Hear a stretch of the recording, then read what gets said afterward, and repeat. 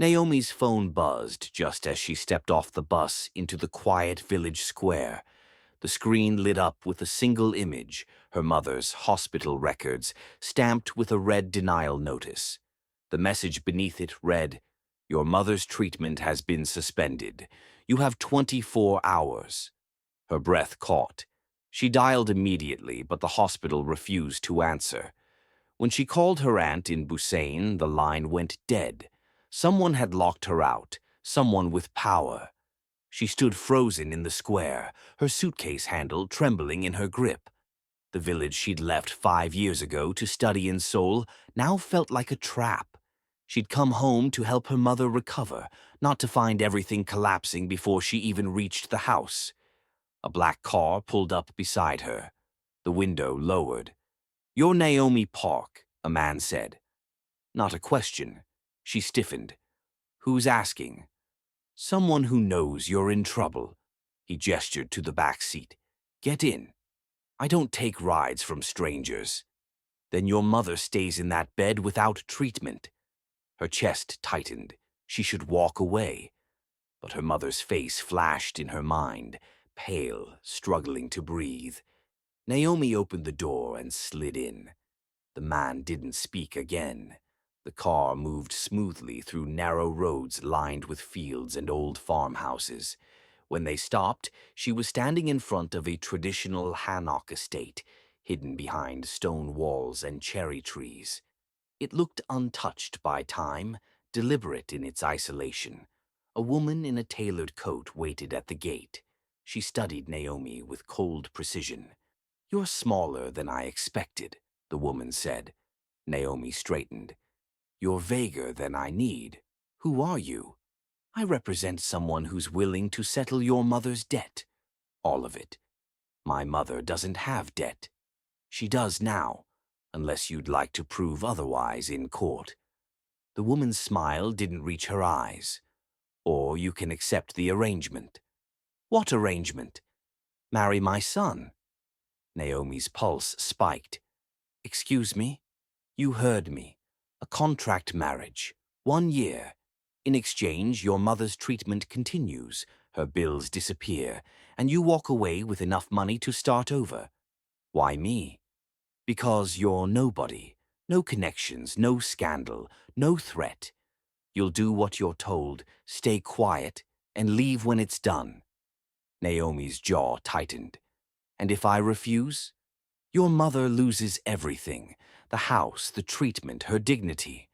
You'll spend the next decade trying to recover what we can take in a week." The words hit like ice water.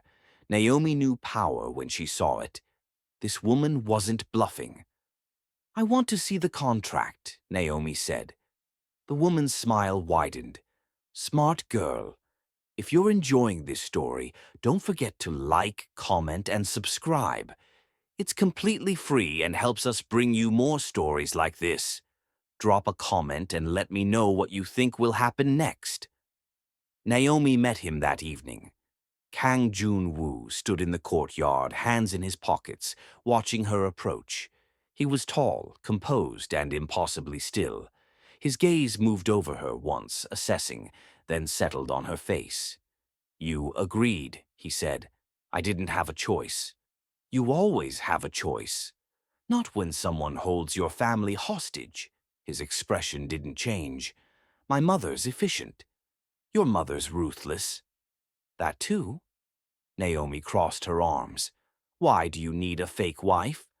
"Because my family needs me married to secure a partnership, and I don't have time to find someone real."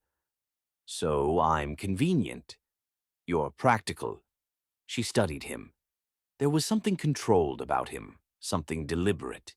He didn't look at her the way men usually did, curious, dismissive, or overly careful. He looked at her like she was a problem he was deciding how to solve. "What do I call you?" she asked. "Jun-woo, or whatever you want when we're alone." "And in public?" "You call me your husband." Her stomach twisted. "When does this start?" "Tomorrow. The wedding's private." "My mother's already arranged everything." "Of course she has." He stepped closer. "One rule. Don't ask about my work.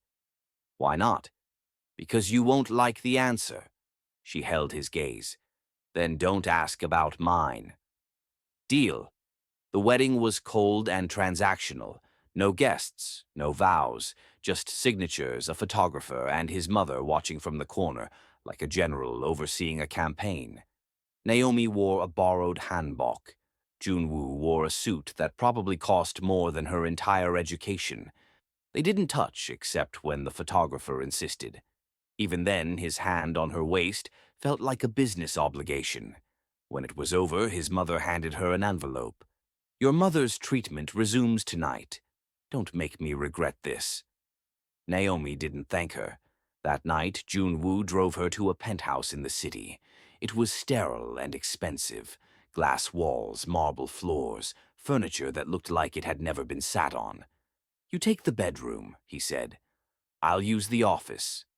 We're not sharing a room. No. Then why the penthouse? Appearances. My mother has people watching. Naomi dropped her bag. This is insane. It's temporary. A year isn't temporary. He looked at her, and for the first time something flickered in his expression. It'll go faster than you think. 3 days later, Naomi received a call from her mother's doctor. The treatment had restarted, but her mother was asking questions. She wanted to know where the money came from. Naomi lied. She said she'd taken a job in Seoul, something stable. Her mother didn't believe her, but she didn't push. That evening, Junwoo came home late.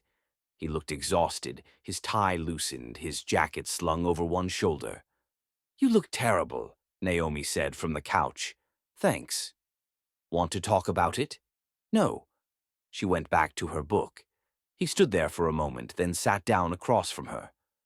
Why'd you agree to this? He asked. You know why. I know what my mother told you. I'm asking what you think. She closed the book. I think your family's dangerous. I think you're hiding something. And I think I don't have the luxury of walking away. And if you did, I'd still be here, because my mother deserves better than what she's got. He nodded slowly. You're tougher than you look. I have to be. The first public appearance happened a week later. A charity gala. Junwoo's mother insisted they attend together. Naomi wore a black dress his mother had sent over. It fit perfectly, which unsettled her. She hadn't given anyone her measurements. Junwoo barely looked at her when he picked her up. Stay close, he said. Don't wander. I'm not a child. You're my wife. People will watch. The gala was suffocating. Chandeliers, champagne, women in gowns that cost more than Naomi's yearly tuition. She felt every stare, every whisper. Her skin, her hair, her entire existence marked her as an outsider. A woman approached, older, draped in pearls. You're the new Mrs. Kang. I am. How unexpected. Naomi smiled. Life's full of surprises.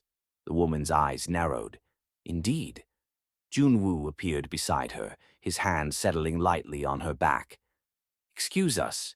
He guided her away, his grip firm. Ignore her, he said quietly. I'm used to it. You shouldn't have to be. She glanced up at him. For a moment, she thought she saw something real in his expression. But then, it was gone, replaced by that same controlled mask. Don't forget to subscribe, like, and comment below. Your support means everything, and subscribing is totally free. Let me know what you think is going to happen next.